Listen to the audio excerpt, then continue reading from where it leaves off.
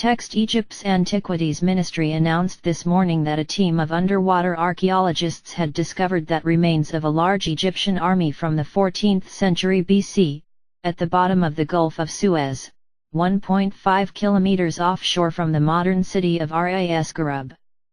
The team was searching for the remains of ancient ships and artifacts related to Stone Age and Bronze Age trade in the Red Sea area, when they stumbled upon a gigantic mass of human bones darkened by age.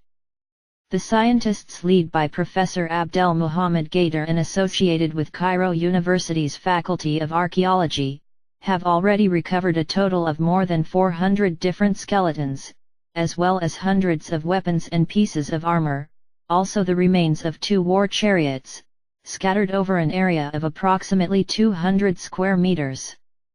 They estimate that more than 5,000 other bodies could be dispersed over a wider area, suggesting that an army of large size who have perished on the site. This magnificent blade from an Egyptian Khapesh was certainly the weapon of an important character. It was discovered near the remains of a richly decorated war chariot, suggesting it could have belonged to a prince or nobleman. Text Many clues on the site have brought Professor Gader and his team to conclude that the bodies could be linked to the famous episode of the Exodus. First of all, the ancient soldiers seem to have died on dry ground, since no traces of boats or ships have been found in the area. The positions of the bodies and the fact that they were stuck in a vast quantity of clay and rock, imply that they could have died in a mudslide or a tidal wave. The sheer number of bodies suggests that a large ancient army perished on the site, and the dramatic way by which they were killed, both seem to corroborate the biblical version of the Red Sea crossing, when the army of the Egyptian pharaoh was destroyed by the returning waters that Moses had parted. This new find certainly proves that there was indeed an Egyptian army of large size that was destroyed by the waters of the Red Sea during the reign of King Akhenaten. For centuries, the famous biblical account of the Red Sea crossing was dismissed by most scholars and historians as more symbolic than historical. This astounding discovery brings undeniable scientific proof that one of the most famous episodes was indeed based on an historical event.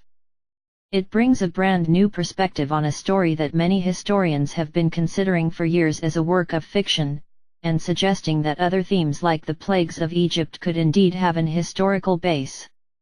A lot more research and many more recovery operations are to be expected on the site over the next few years, as Professor Gader and his team have already announced their desire to retrieve the rest of the bodies and artifacts from what has turned out to be one of the richest archaeological underwater sites ever discovered.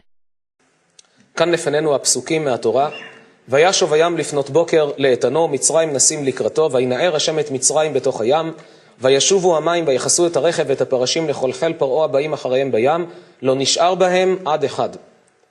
אז ישיר משה ובני ישראל את השירה הזאת להשם, בהמשך כתוב, נשפת ברוחך כי שמו ים, צללו כעופרת במים אדירים. נסיים בברכה שהקדוש ברוך הוא יברך את כל הציבור שנמצא כאן ואת כל בית ישראל בכל מקום שהם, בשפע, ברכה והצלחה, שמירה והגנה, פרנסה טובה, ושכמו שעשה ניסים לאבותינו, ככה ימשיך גם לעשות לנו עד ביאת המשיח בעזרת השם. על הניסים ועל הבורגל ועל הגבורות ועל התשועות ועל המלחמות שעשית לאבותינו בימים ההם בזמן הזה. על הניסים ועל הבורגל ועל הגבורות ועל התשועות ועל המלחמות שעשית